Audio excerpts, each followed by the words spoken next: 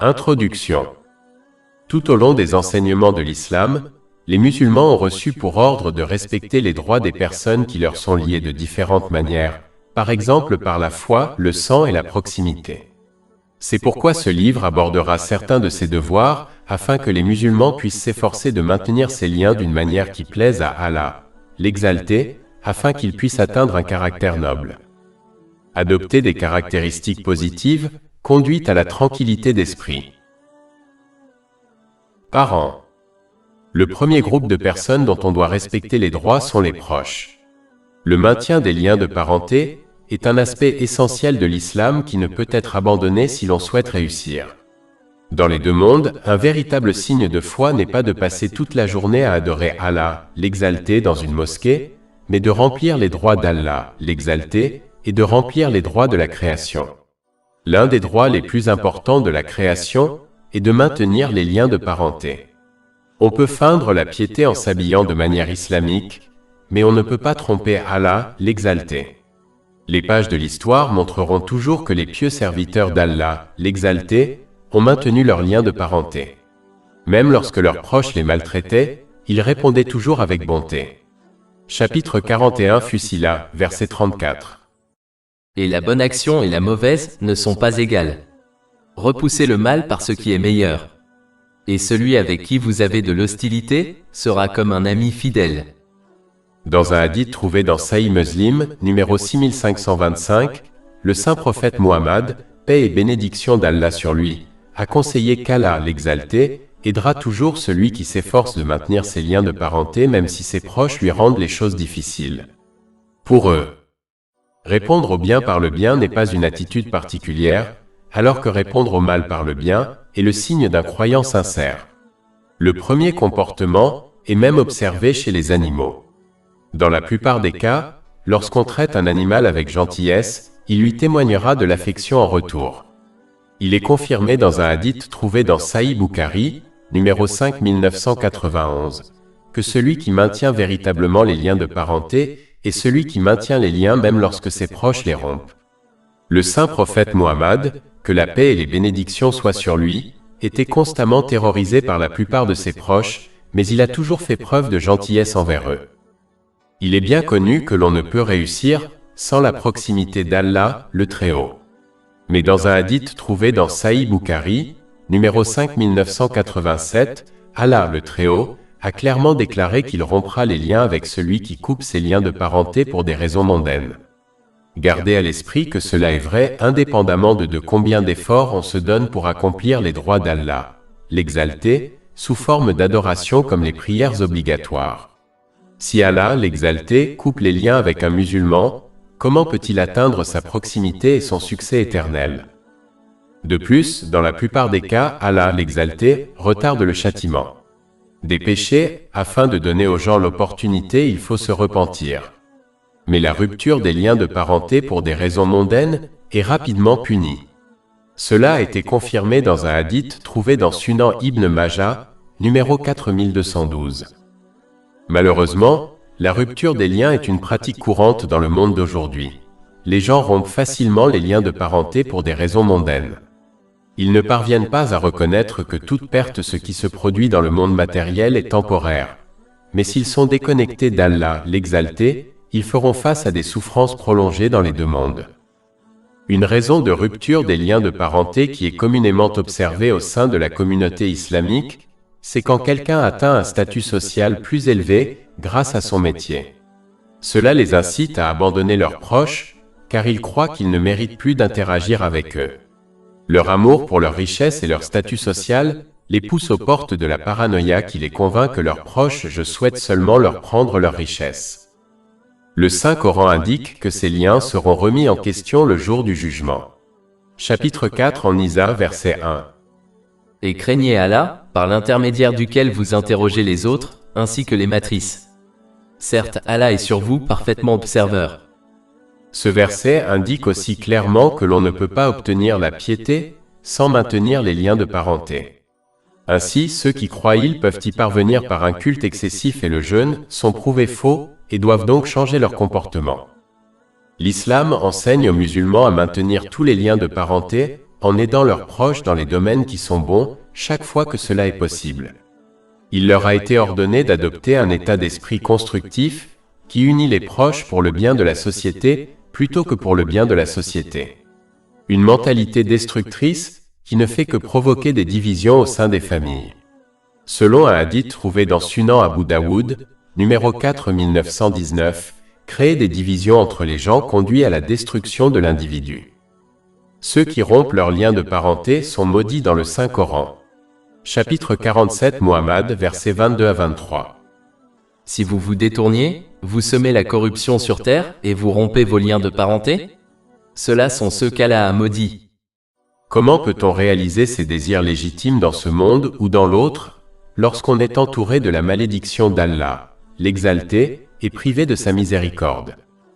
L'islam n'ordonne pas à l'individu d'aller au-delà de ses moyens pour subvenir aux besoins de ses proches, ni de sacrifier les limites d'Allah, l'exalté pour ses proches, car il n'y a pas d'obéissance à la création si cela signifie désobéissance au Créateur. Ceci est confirmé dans un hadith trouvé dans Sunan Abu Daoud, numéro 2625. Par conséquent, il ne faut jamais se joindre à ses proches dans des actes mauvais. Dans ce cas, un musulman doit ordonner à leurs proches de faire le bien et leur interdit doucement le mal tout en leur témoignant du respect. Chapitre 5 Al-Maïda, verset 2. Et coopérez à la justice et à la piété, mais ne coopérez pas au péché et à l'agression. D'innombrables avantages sont obtenus par celui qui maintient les liens de parenté par amour pour Allah, l'exalté. Par exemple, le saint prophète Muhammad, que la paix et les bénédictions soient sur lui, a conseillé que celui qui entretient des liens sera béni par une grâce supplémentaire dans ses provisions et dans sa vie. Cela est confirmé dans un hadith trouvé dans Sunan Abu Daoud, numéro 1693. Cela signifie que leurs provisions, aussi minimes soient-elles, leur suffiront et leur procureront la tranquillité des esprits. Et le corps. La grâce dans la vie signifie qu'ils trouveront le temps d'accomplir tous leurs devoirs religieux et mondains. Ce sont deux bénédictions, les musulmans passent toute leur vie et leur richesse à essayer d'obtenir. Mais beaucoup ne parviennent pas à reconnaître qu'Allah, l'exalté, les a placés tous les deux dans le maintien des liens de parenté. Maintenir les liens de parenté est si important que le saint prophète Muhammad, paix et bénédiction sur lui, a ordonné aux musulmans d'accomplir ce devoir vital, même avec leurs proches non musulmans. Un hadith conseillant cela se trouve dans Sahih Muslim, numéro 2324. L'un des pièges du diable est qu'il vise à créer des dissensions entre les proches et au sein de la société, ce qui conduit à des familles brisées. Et les divisions sociales. Son but ultime est d'affaiblir l'islam en tant que nation. Malheureusement, certains sont devenus tristement célèbres pour entretenir des rancunes qui durent des décennies et se transmettent de génération en génération. Une personne traitera bien un proche pendant des décennies, mais à cause d'une erreur ou d'une dispute, ce dernier fera vœu de ne plus jamais lui adresser la parole. Le saint prophète Muhammad, paix et bénédiction d'Allah sur lui, a mis en garde dans un hadith. Il a été dit dans le Sahih Muslim, numéro 6526, qu'il est interdit à un musulman de rompre les liens avec un autre musulman pour une question de ce monde pendant plus de 3 jours. Si tel est le commandement concernant la rupture des liens avec une personne non apparentée, peut-on imaginer la gravité de la rupture des liens avec les proches? Cette question a été répondue dans Sahih Bukhari, numéro 5984. Le saint prophète Muhammad, paix et bénédiction d'Allah sur lui, a déclaré que celui qui rompt les liens avec un proche pour des raisons mondaines n'entrera pas au paradis. Il faut méditer sur les versets et les hadiths qui traitent de ce sujet important, et se rendre compte que si après des décennies de péché, Allah, l'exalté, ne ferme pas ses portes ni ses serviteurs aux gens, pourquoi les gens tournent-ils si facilement le dos à leurs proches pour des petites questions mondaines? Cela doit changer si l'on souhaite que notre lien avec Allah, l'exalté, reste intact. Musulmans.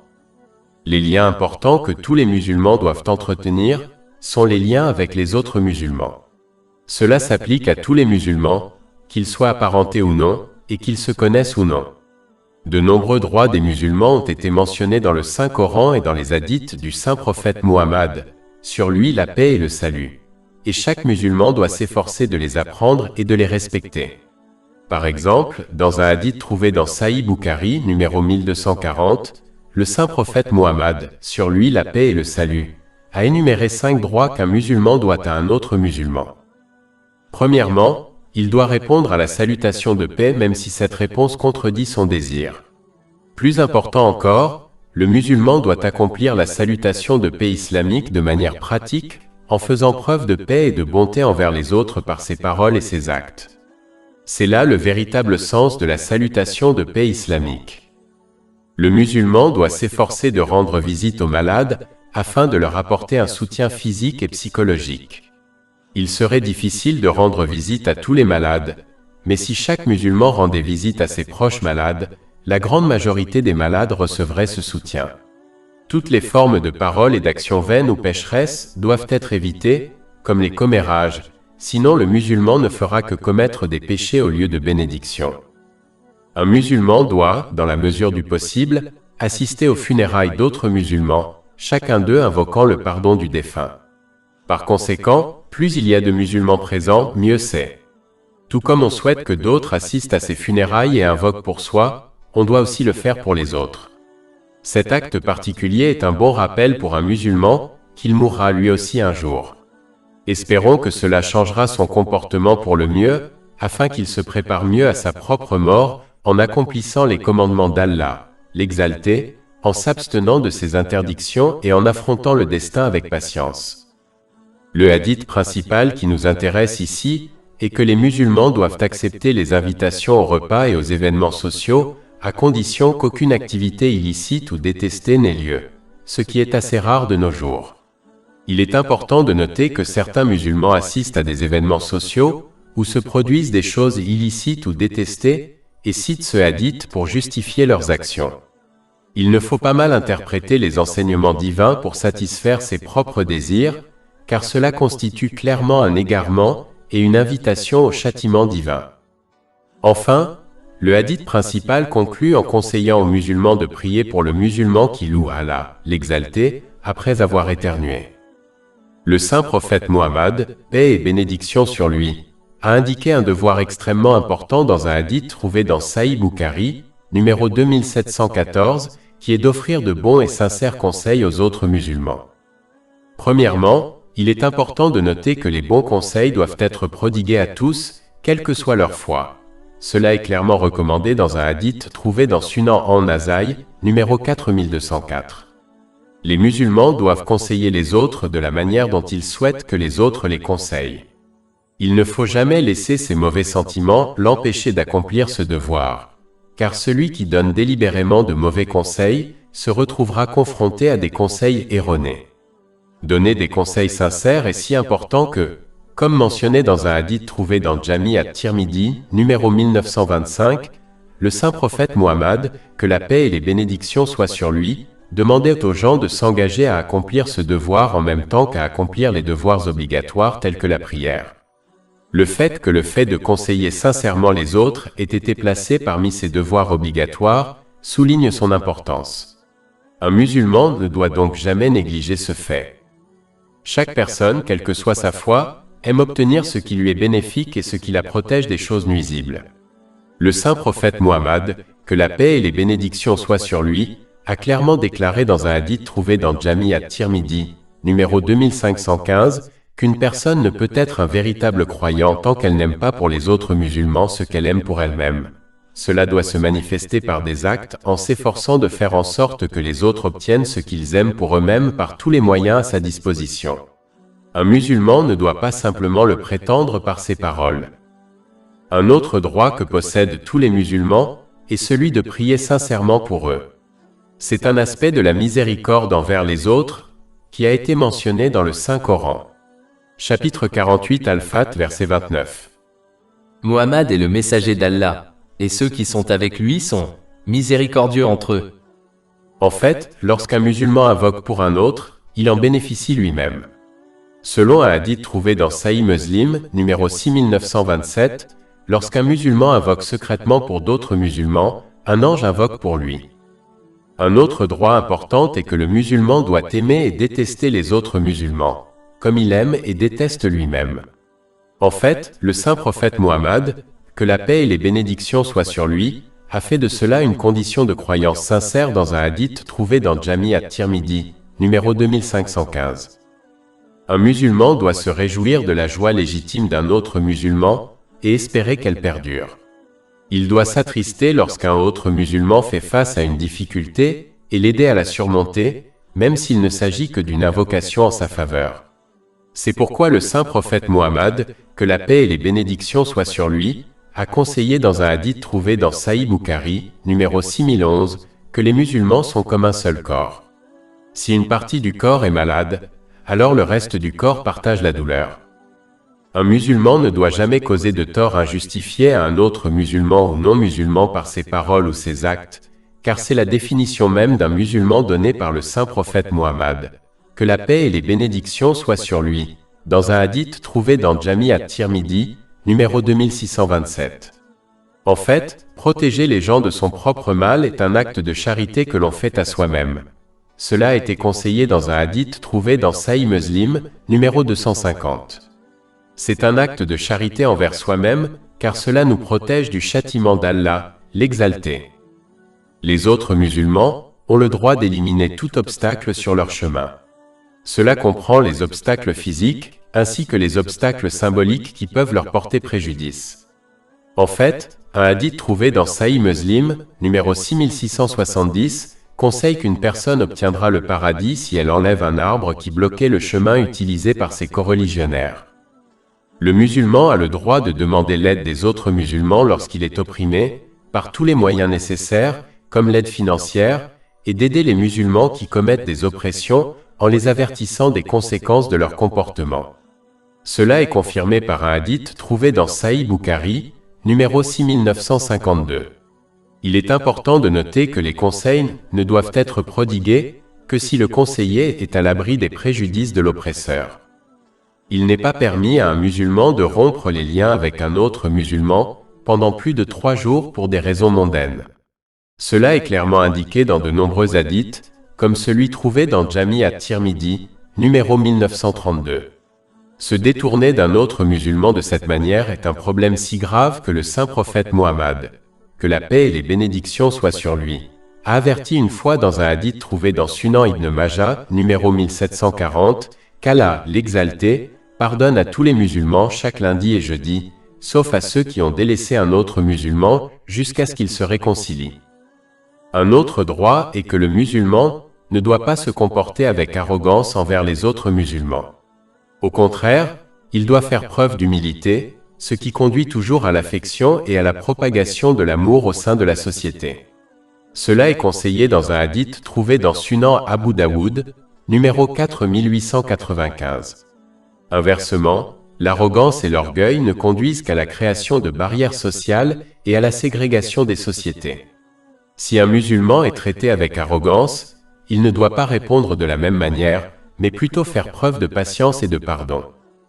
En fait, l'humilité envers les autres, quel que soit leur statut social, est une caractéristique du saint prophète Mohammed, que la paix et les bénédictions soient sur lui. Comme le recommande un hadith trouvé dans Sunan an-Nasaï, numéro 1415, il n'a jamais détesté marcher aux côtés des pauvres et des nécessiteux afin de répondre à leurs besoins. Il est important pour un musulman de ne jamais prêter attention aux rumeurs ou aux commérages sur d'autres musulmans, car dans la plupart des cas, ils sont soit complètement faux, soit contiennent quelques faits mêlés à beaucoup de fiction. Dans de nombreux cas, même la vérité a été déformée hors de son contexte afin de satisfaire les désirs maléfiques de quelqu'un. Un musulman doit ignorer ce qui a été dit et conseiller aux commérages de se repentir sincèrement. Il ne doit jamais répéter les commérages à d'autres, ni mentionner le commérage à d'autres. En cachant cela, il doit espérer qu'Allah l'exalté cachera ses fautes dans les deux mondes. Cela a été conseillé dans un hadith trouvé dans Jami at-Tirmidhi, numéro 1930. De plus, un musulman ne doit jamais médire ni calomnier d'autres musulmans, car cela constitue un péché majeur. En fait, un hadith trouvé dans Sahih Muslim, numéro 290, avertit que celui qui rapporte des calomnies n'entrera pas au paradis. Il est du devoir du musulman de faire tout son possible pour aider les autres musulmans dans leurs difficultés. Il est confirmé dans un hadith trouvé dans le Sunan Ibn Majah, numéro 225, que quiconque fait cela sera soulagé d'une difficulté le jour du jugement. Le même hadith conseille que quiconque soulage le fardeau financier d'un autre musulman, Allah, l'exalté, le soulagera dans les deux mondes. Les musulmans doivent donc être bienveillants envers ceux qui leur sont redevables. Un autre droit qu'un musulman a sur les autres musulmans est que si un musulman fait du tort à un autre musulman et qu'il lui demande ensuite pardon, la victime doit lui pardonner par amour pour Allah, l'exalté. Cela aura pour résultat qu'Allah, l'exalté, pardonnera à la victime ses péchés. Chapitre 24 en Nour, verset 22. Et qu'il pardonne et passe outre. N'aimeriez-vous pas qu'Allah vous pardonne? En fait, le saint prophète Mohammed, paix et bénédiction sur lui, a conseillé dans un hadith trouvé dans Sahih Muslim, numéro 6592, que quiconque pardonne aux autres pour l'amour d'Allah, l'exalté, sera béni avec plus d'honneur. De plus, un musulman doit traiter les autres musulmans selon leur statut, ce qui est conseillé dans un hadith trouvé dans Jami at-Tirmidhi, numéro 1921. Cela signifie que les personnes âgées doivent être traitées avec respect, et les jeunes avec miséricorde. Ce hadith avertit que ceux qui ne se comportent pas de cette manière n'appartiennent pas à la voie du saint prophète Mohammed, que la paix et les bénédictions soient sur lui. En fait, un hadith trouvé dans l'Adab al-Mufra de l'imam Bukhari, numéro 357, conseille qu'une partie du respect d'Allah, l'exalté, consiste à montrer du respect aux personnes âgées. Tous les êtres humains font partie de la création d'Allah, l'exalté, donc les respecter selon les enseignements de l'islam revient en fait à respecter le Créateur, à savoir Allah, l'exalté. L'islam enseigne aux musulmans que ce qu'ils donnent est ce qu'ils recevront. Selon un hadith trouvé dans Jami at-Tirmidhi, numéro 2022, lorsqu'un jeune honore et respecte une personne âgée en raison de son âge, Allah, l'exalté, désignera quelqu'un pour l'honorer si et quand il atteindra l'âge avancé. Un autre droit que le musulman doit aux autres musulmans est de se montrer joyeux avec eux tant qu'il évite de commettre des péchés. En fait, sourire à un autre musulman pour le réconforter est considéré comme une charité. Cela a été confirmé dans un hadith trouvé dans Jami at-Tirmidhi, numéro 1956.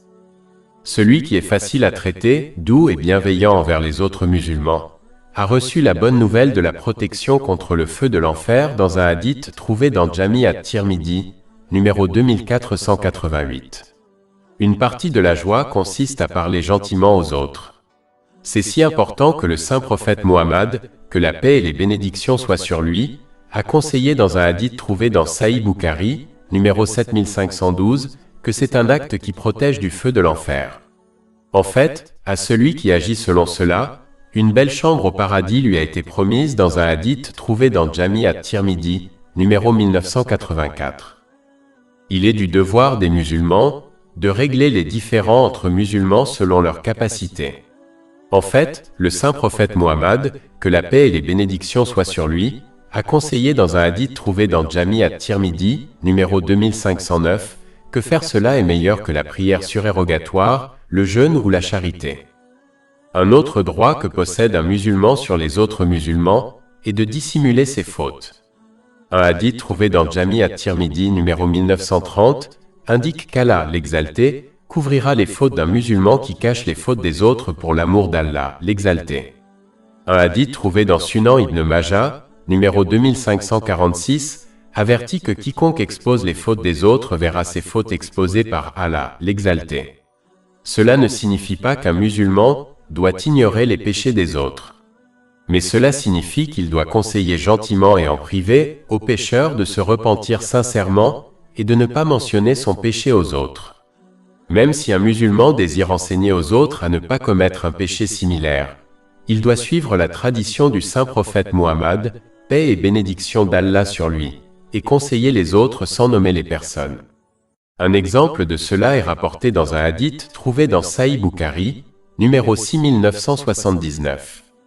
Un musulman doit donc masquer les défauts des autres tout comme Allah, l'exalté, masque leurs défauts et les erreurs de tous les autres. Français, un musulman doit toujours éviter toute situation qui suscite la suspicion et le doute dans l'esprit des autres musulmans. Cela afin de les protéger des péchés que d'autres personnes soupçonneuses pourraient commettre, comme la médisance et la calomnie. Étendre cette protection aux autres musulmans fait partie de l'amour du bien pour eux, tout comme on aime le bien pour soi-même. Dans un hadith trouvé dans Sahih al-Bukhari, numéro 3101, le saint prophète Muhammad, paix et bénédiction d'Allah sur lui, a rencontré une fois sa femme pendant la nuit. Au même moment, deux compagnons, qu'Allah les agrée, passèrent précipitamment. Le saint prophète Muhammad, paix et bénédiction d'Allah sur lui, les appela et les informa qu'il rencontrait sa femme et non une femme étrangère. Les compagnons, qu'Allah les agrée, ont clairement fait comprendre qu'une pensée erronée ne leur avait même pas traversé l'esprit. Le saint prophète Muhammad, paix et bénédiction sur lui, n'a répondu de cette manière que pour enseigner à tous les musulmans qu'il faut clarifier toute activité qui pourrait être considérée comme suspecte afin de protéger les pensées des autres musulmans. Ceci est lié à une autre caractéristique pieuse. C'est le fait d'éviter de faire des choses qui sont licites afin d'éviter que les autres musulmans se sentent mal. Par exemple, un mari qui ne montre pas publiquement son affection à sa femme devant d'autres musulmans, comme sa sœur. Même si cela est tout à fait licite, le faire devant sa sœur peut la faire se sentir mal, surtout si son mari ne fait pas de telles choses avec elle. C'est un niveau supérieur de noblesse de caractère qui n'est pas obligatoire, mais une grande vertu. Un autre droit des musulmans sur les autres musulmans est celui d'être salué par le salut islamique de paix. Cela doit inclure les musulmans que l'on connaît et ceux que l'on ne connaît pas. De nombreux hadiths évoquent l'importance et la vertu de cette bonne action. Par exemple, un hadith trouvé dans Sunan Ibn Majah, numéro 68, lit le fait de transmettre le salut de paix aux autres musulmans à l'entrée au paradis. Chapitre 4 en Nisa, verset 86. Et quand on vous salue, saluez-vous avec une meilleure salutation, ou du moins, répondez-lui de la même manière. Un hadith trouvé dans Jami at-Tirmidhi, numéro 2706, conseille aux musulmans de saluer un autre musulman et de le quitter en lui adressant un salut de paix.